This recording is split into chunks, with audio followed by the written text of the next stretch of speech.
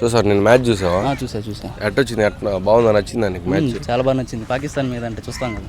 అంతేనా? ఖచ్చితంగా పాకిస్తాన్ కోసమే వెయిట్ చేస్తుంటాం మనం. వెయిట్ చేస్తూ ఉంటాం. ఇప్పుడు నీకు బాగా నచ్చింది ఏం గేమ్ ప్లే బాగా నచ్చింది అప్పుడు దాంట్లో? గేమ్ ప్లే అంటే మనం తెలిసిందే కదా, మనం కోహ్లీ ఫ్యాను. అంతేనా?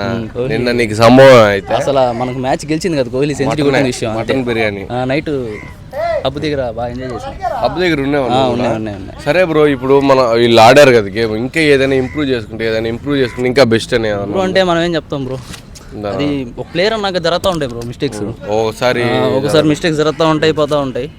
వాళ్ళు దాన్ని మైండ్ సెట్ బట్టి ఇంప్రూవ్ చేసుకుంటూ ఉండాలి. ఇప్పుడు పాకిస్తాన్ వాళ్ళది ఏదైనా, ఇప్పుడు మామూలుగా అయితే ఇండియా వాళ్ళు బాగా ఆడేసాం, గెలిచేసాం అంతా. బౌలింగ్ పరంగా బ్యాటింగ్ అయితే ఈజీ, 4 వికెట్స్ పడ్డాయి అంతే, ఇంకంతా గెలిచేసాం.